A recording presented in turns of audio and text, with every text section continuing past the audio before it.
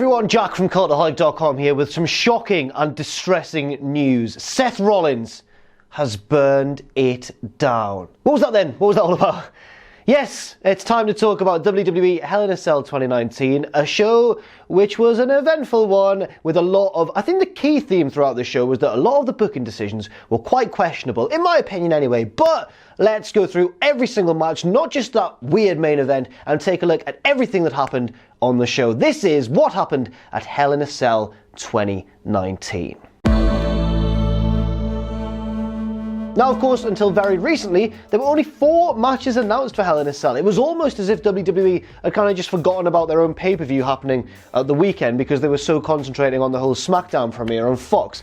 So yeah, there were only 4 matches announced for a great majority of the build-up to this, and then earlier today, really, at the time of recording, they announced 4 extra ones, and then another one was added during the show. So we had 9 in total after we only knew about 4 for a lot of, well, for the whole weekend, basically. But one of those newly announced matches was our opening match on the Kickoff show. There was only 1 match on this show's Kickoff show, mainly just because, I guess, the Cruiserweight division's still in a bit of limbo, and no one really quite knows what's going on yet. I mean, we do have an idea, but they don't seem to be featuring on the pre-shows anymore, I guess, which is a tremendous shame because it's a nice spotlight for the Cruiserweight division. But the match we had on the pre-show instead was Lacey Evans versus Natalya, a continuation of their ongoing feud on TV. To be honest, this was basically a continuation of the matches that Lacey and Natalya have been having on TV, but maybe just a little bit longer. I guess the ongoing thread throughout this match is that Lacey keeps looking for the sharpshooter, but Natalya always has an answer, and then Natalya eventually manages to evade Lacey's nice jump-in, twisting moonsault off the top that she does, and then Natalya is able to lock in a sharpshooter of her own, and Lacey's unable to escape and taps out. After the match, Natalya isn't a very sporting babyface winner, to be honest. She clocks Lacey Evans with a right hand or a big right forearm, I can't quite remember which, and then just leaves and kind of laughs at her from the ramp while Lacey's in the ring all dazed and groggy. Natalya, nice one. Well done, mate. Bit of a dick move. This is the first of many booking decisions I had to question tonight, because if you're trying to build up Lacey Evans and use Natalya to get her to that next step on the roster, then why have her lose on the pay-per-view Kickoff show? And I think it was later announced that we're going to see the match again on Monday Night Raw, so I just didn't really understand. This felt like a natural conclusion to the feud, and instead, it's going to continue. Next up, the first of 2 Hell in a Cell matches of the night, and the first match on the main portion of the show, and I think as well, my favourite match of the night. Becky Lynch defending the Raw Women's Championship against Sasha Banks. The action begins before the match has even officially begun, with Sasha heelishly jumping Becky as they lower the cage around them. They managed to get under the cell and brawl around the ringside area. Everyone was kind of like, oh my god, they're going to go up top. Sadly, they didn't, but they still managed to get a really good match out of it without even having to resort to going up to the top of the cell. But, you know, at one point while Becky was being beaten down by Sasha and put her hand on the cage wall to recover, just at the mere thought of her climbing the cage, everyone in the crowd seemed to come unglued for that. They eventually managed to get back into the ring and the match began properly, and the story of this match really was, well, it was 3 things. 1, it was easily the match of the night. I think pretty much everyone's in agreement given the fallout from the show and everyone's opinions on social media. 2, it was really intense. They both bumped really well for each other and managed to keep up the intensity throughout the match from start to finish. And 3, they used a number of really inventive and cool spots that we don't typically see in Hell in a Cell matches, including a few that I can't even remember ever seeing before. Sasha was hitting several meteoras throughout the match, kinds that we rarely see her do, some that we've never seen her do before, including a really nice one from the top rope through Becky on a table, which got a nice near fall right towards the end of the match. The other big spot that I remember from this as well is Becky wedging a pair of kendo sticks through the corner of the cell wall on the outside, propping an upright chair on top of them, then putting Sasha on top of that chair, and then drop kicking her off with a running sort of strike, a running drop kick from the apron. And Sasha just took the bump like an absolute boss, no pun intended, falling all the way down to the floor on the outside. It was a great spot and really was just one of many really cool moments in this match. The ending comes when Sasha climbs the corner, Becky runs up, hits a nice avalanche, I guess, Bexploder, a big Bexploder from the turnbuckles, onto a huge pile of chairs in the middle of the ring, and then locks on the disarmer, and Sasha Banks taps out, not winning the Raw Women's Championship. Becky Lynch is still the champ. Sasha looks really sad and despondent on the ramp afterwards, watching Becky celebrate in the ring, and she may have shed a tear or maybe was supposed to cry and couldn't quite manage it on cue, but either way, I think the point of it is she looked really, really, really sad about the result. To be fair, I was quite sad about the result too. I think ideally, I would have liked to have seen Sasha Banks win the championship, given how red hot everything around her has been since her comeback. But at the same time, I can't really complain too much when the match was that good. It was very entertaining, and as I mentioned, easily the best thing on the night for me. Next up, Rowan and Harper versus Roman Reigns and Daniel Bryan, a match which had its stipulations slightly altered before the show. It was originally meant to be a standard tag match, but then they made it a tornado tag match, which in hindsight was a really wise decision. It helped the match have a more loose and chaotic and fun feel. It was almost like a light version, I guess, a very light version of those excellent Shield versus Wyatt family six-mans that happened quite a few years ago now. It had that sort of energy, not to such an amazing degree of quality, but it was still a fun match. I think they maybe could have put this a bit later in the card. It was weird to follow that excellent Becky and Sasha match with another really fast-paced and exciting one, but to be fair, the crowd stayed hot throughout it. They used quite a few weapons in this one, not like chairs and stuff, not like an outright hardcore match, but there were the steel steps getting involved. At one point, Rowan broke off a section of the barricade around the timekeeper's area and used it as a weapon. Roman hit a nice running spear across all three announce tables at ringside. That was a really nice spot too, and that eventually took Erick Rowan completely out of the match. Then it was 2-on-1 back in the ring on Luke Harper, and it didn't take long before the babyfaces got the victory with a combination of like Roman hitting the Superman punch, then Bryan hitting the running knee, and then Roman hitting a big spear to pick up the pinfall victory. Then there was a long period of tension after the match with Roman and Bryan going for like handshakes and not quite certain where they stand with each other, and eventually Bryan suggested that they hug it out. The crowd obviously were all like, yes, yes, because it's Daniel Bryan, everyone cheers for him whenever he bloody well wants them to, and they hugged it out, and it seems basically like Daniel Bryan is a fully fledged babyface once again. I'm a little bit sad about that. I loved him as a heel, but I love him as a babyface too, so it's hard to really complain. Once again though, despite it being a really fun match, I do have to question the booking. I don't understand why you'd have the Bludgeon Brothers or the ex-Bludgeon Brothers or whatever. I don't understand why you'd have Harper and Rowan lose here when they've just, been reunited. I get that it was a big fun victory for the babyface boys and it did turn Daniel Bryan fully face once again, but I'd have liked to have maybe seen Harper and Rowan eke out a little victory here. Is that too much to ask? I don't know. It wasn't too bad a call. Certainly not the worst booking decision of the night. Next up, the spontaneously arranged match of the show, one which was set up by a prior backstage segment where Randy Orton got in Ali's face and basically laughed at him for injuring him during his push earlier on in the year. He said, "I've ruined your chance of becoming a main absolute megastar." And Ali was like, "Yeah, you did. Let's have a match about it tonight." And Orton went, "All right then, mate, you're on." And then they had this match. This could have been a good match. It was quite a cool matchup, but I mean, Orton was in Orton mode. He was slowing it down quite a lot. Quite a lot actually for a lot of this match. The moments where Ali was making his big babyface fiery comebacks were quite exciting at times, but then Orton would always cut him off and slow things right down again, and it did give it a bit of a disjointed feel. The ending was fun though, with Orton going for an RKO and then Ali countering it really nicely with like a handstand and then cradling Orton for two, and then Orton managed to attempt the RKO again, successfully hit it and pick up the victory over Ali, and everyone went, oh. And although the finish was fun, I have to question the booking again. Why would you have Ali lose in a match that wasn't even arranged before the show just to give Orton another victory? Imagine how huge it would have been if Ali could have pulled out a monumental upset victory here. Next up, one of the few matches I didn't disagree with the finish of, to be honest. The Kabuki Warriors taking on the Women's Tag Team Champions Alexa Bliss and Nikki Cross. Now the big story here, I guess, is that the Kabuki Warriors were really healing it up despite not officially turning heel. They were really healing it up actually. They were pulling the hair, they were double teaming their opponents behind the referee's back, they were doing submissions in the ropes and the referee had to be like, stop that right now, and it really did come across quite surprising how flagrantly they were bending the rules. And then of course, I guess the most heelish act of all, but one which did pop the crowd and myself, to be fair, I did really enjoy it, with the referee distracted by Alexa and Kairi Sane on the outside. And by the way, Alexa and Kairi Sane, I don't think they've got like an official feud going on apart from this tag team feud, but their little rivalry is really good. They always have cool little interactions during matches. They seem to have a really fun chemistry with each other, and I'd like to see a singles match between the two. But anyway, the ref was distracted by them on the outside, leaving Asuka alone with Nikki Cross in the ring, and she green misted her, and everyone went, oh, the mist's back, and then she kicked her in the head and pinned her. And Asuka and Kairi Sane, the Kabuki Warriors, are now the new Women's Tag Team Champions.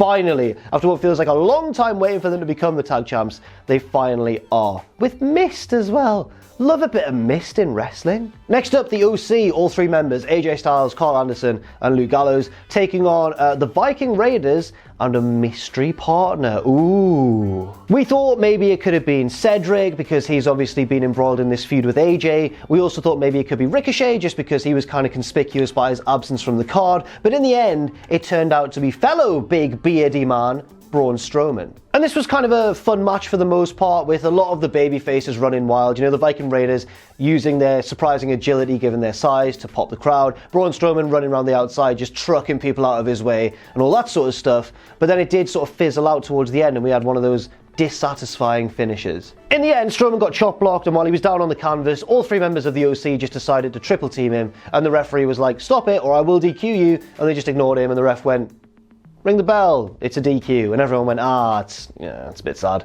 Although, to be fair, now that I think about it, it wasn't the least popular non-finish of the night, which we'll get to very, very soon. I can't wait to talk about it. It was insane. The babyfaces managed to fight back though, with the Viking Raiders taking out Gallows and Anderson. Then Styles went for the phenomenal forearm on Braun Strowman, but then Strowman just absolutely took him out with a monstrous right hand, and Styles was just down and out in the middle of the ring. And I thought, oh, that's pretty cool. They might be giving Strowman the big right hand as a finisher, like they've done with, you know, people like Big Show in the past. And then I realized, oh, is this just building up to the whole Tyson Fury thing, because he's a boxer and he knocked someone out? I didn't mind this portion of the show really. I mean, it wasn't as good as the first two matches of the main card, but at the same time, I would have enjoyed it more, or I will maybe enjoy this match more in hindsight, if it does lead to Strowman versus Styles. I think that could be a really fun feud for the US Championship, but it does seem like we're going to have to do the whole Tyson Fury thing first, and we'll just see how that goes, I guess. Then we went backstage, where it's the Street Profits, who just weren't sad at all, as Tom Campbell pointed out, about failing to win back the NXT Tag Team Championships just a few days ago, lads. You've really bounced back from that quickly. You're like John Cena. But the Street Profits are hyped, and they're hyped because they're really enjoying Hell in a Cell. They love hanging out backstage at wrestling shows and just enjoying all the wrestling going on around them, don't they? They bloody love it. They were also hyping the upcoming draft, and then Truth showed up, R-Truth, and of course the 24/7 champion Carmella, but she was rolled up and defeated by the new 24/7 champion Tamina. It's her big return. She's back and has won a title, and fair play to Tamina. You know what? It was actually alright to see her. Next up, yes, they're doing this match again. It's Chad Gable versus Baron Corbin. Sorry, Shorty Gable. Yes, King Corbin, excuse me, my liege. King Corbin cut a heel promo before the match, basically calling Chad Gable really short, as he has been doing recently, and then finally busting it out. Not quite Shorty G, the name that we've heard that they're going to try and slap on Chad Gable for a while now. No, he just called him Shorty Gable, because that's funny, isn't it? You see what he's done there? He's actually taken Chad Gable's first name, and then rather than using maybe a rhyming word or a bit of clever wordplay, he's just replaced it with the word Shorty.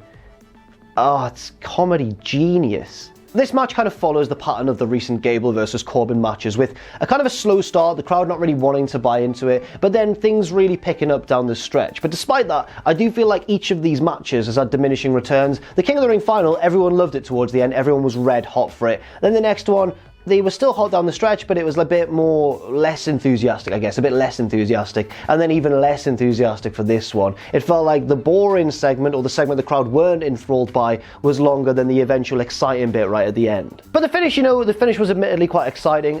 Gable had the ankle lock locked in on Corbin, who managed to scuttle out of the ring and then retrieve his scepter. Then he got back in the ring, looked to hit Gable with it, but Gable stopped, avoided him. The referee stopped him, took the scepter, and Gable whizzed around the back and rolled him up for a 3 count. A little bit later on in the show, we actually got a backstage segment where Chad Gable was giving a very proud interview. He was like, call me Shorty Gable, call me whatever you want, because I've proven that I'm the bigger man in the ring by defeating Baron Corbin. And I thought, oh great, the feud's over, that's a nice way of ending it. And then he turned and walked merrily down the corridor, and then bang!